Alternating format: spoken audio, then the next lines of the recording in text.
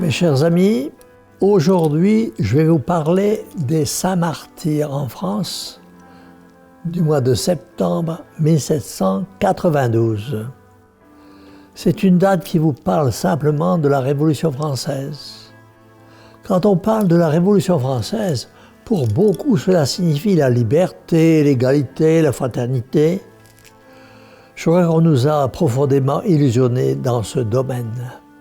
Je me souviens alors j'ai appris à l'école, quand j'étais jeune, tellement de bonnes choses sur la Révolution française. Mais ce qui s'est passé vraiment n'était pas écrit dans ces livres. Et plus tard, à force de lire et d'étudier, j'ai compris le pourquoi de cette révolution. Tout simplement, il fallait anéantir le catholicisme, faire un trait sur la religion, et pour cela, il fallait tuer évêques, prêtres, religieuses et croyants. Tout était basé là-dessus.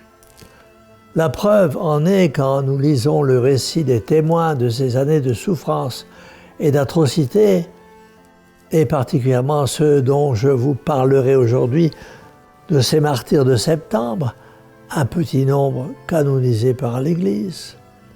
Reportons-nous au 2 et 3 septembre 1792, en pleine Révolution.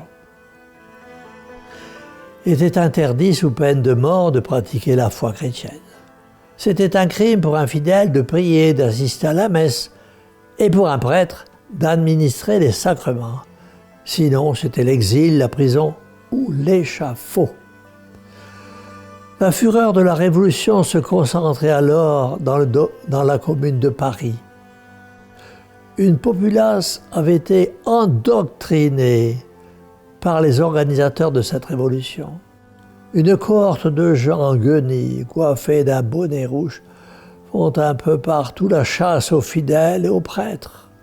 Ces soi-disant défenseurs de la patrie entrent de force dans les maisons désignées comme recevant des prêtres réfractaires, c'est-à-dire qui n'avaient pas voulu prêter allégeance à la Révolution, qui voulait les éloigner de l'Église catholique. Et cette foule traquait les prêtres, les traînait dans les rues, au milieu des cris d'une populace en délire, qui les couvrait de boue et de malédictions, leur crachant au visage et demandant leur mort. On eût dit le renouvellement des scènes du calvaire. Ce fut une véritable battue pendant plusieurs jours. Un témoin s'exprime de la sorte. Les ponts, les places, les rues regorgent une populace ignoble dont la main armée mutile tout ce qu'elle rencontre. Au cours du mois d'août 1792, une foule de prêtres est saisie et sans aucune forme de procès est jetée en prison. Au couvent des Carmes, devenu prison, au séminaire Saint-Firmin, à l'abbaye, à la conciergerie, à la force, à la salpêtrière, on comptait dans ces sombres demeures près de 8000 victimes, appartenant d'ailleurs à toutes les classes de la société, nobles, ouvriers, soldats, magistrats, prêtres, évêques, à cause de leur fidélité au Christ et à l'Église. L'état des prisonniers dans ces locaux qui furent réservés était lamentable. Il leur était défendu de se mettre à genoux pour prier. Les gardes proféraient devant eux toutes sortes de blasphèmes et d'obscénités.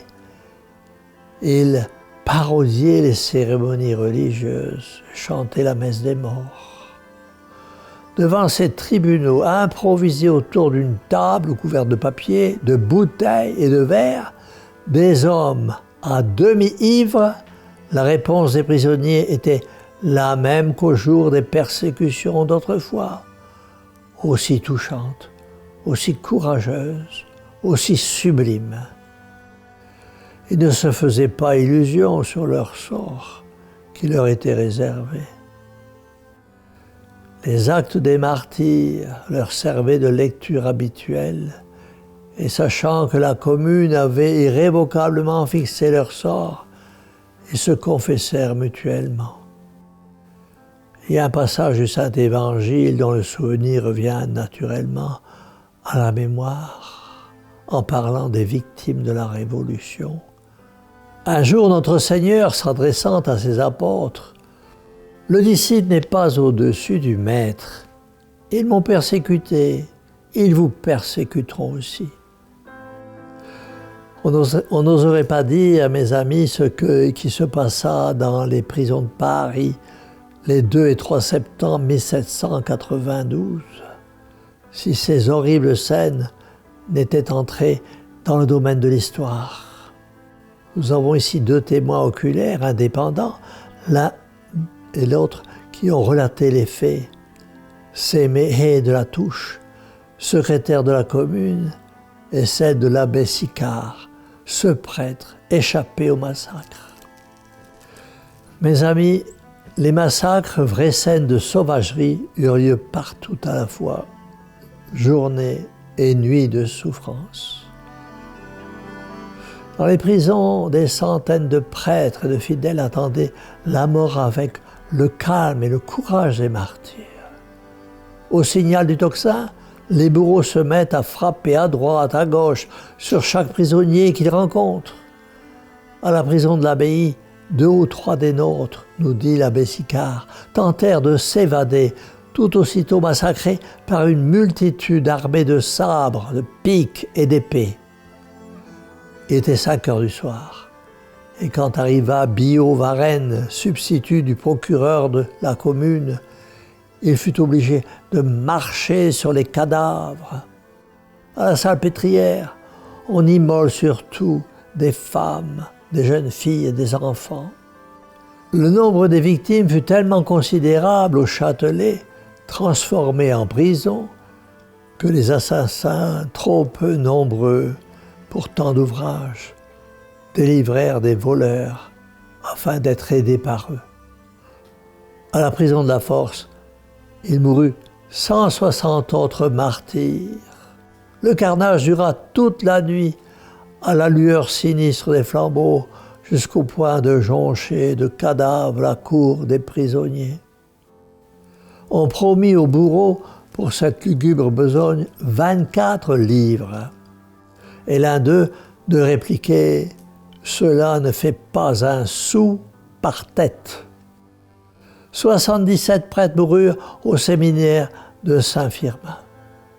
Le célèbre abbé Carnu de Rouergue, un précurseur de l'aviation, par ses fameux essais d'ascension en montgolfière, fut précipité avec quelques autres par la fenêtre des étages supérieurs et assommé par la foule en furie à qui on avait inculqué la haine de la religion et de ses ministres.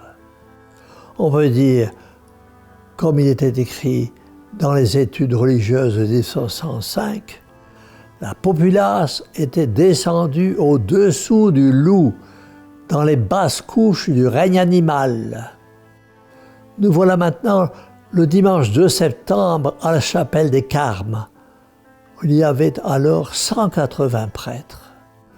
Depuis 6 jours, ils avaient dû coucher sur les pavés de l'église. La prière alternée avec les conversations saintes et quelques heures de promenade dans les jardins. À 2 heures, les prisonniers reçoivent l'ordre de se rendre à leur promenade quotidienne, même les vieillards et les malades. Nous nous retirâmes, dit l'un d'eux, tout au fond, derrière une charmille, d'autres se réfugièrent dans un petit oratoire placé à l'angle du jardin, où ils se mirent à réciter leurs vêpres. Tout à coup, des cris se font entendre.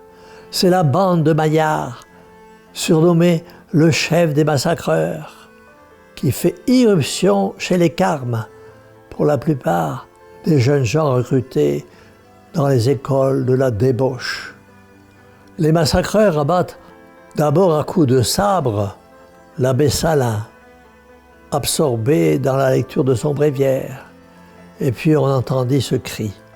« Où est l'archevêque d'Arles » s'écrièrent les bourreaux, et aussitôt l'un d'eux lui donna un premier coup, puis un second coup de sabre sur la tête.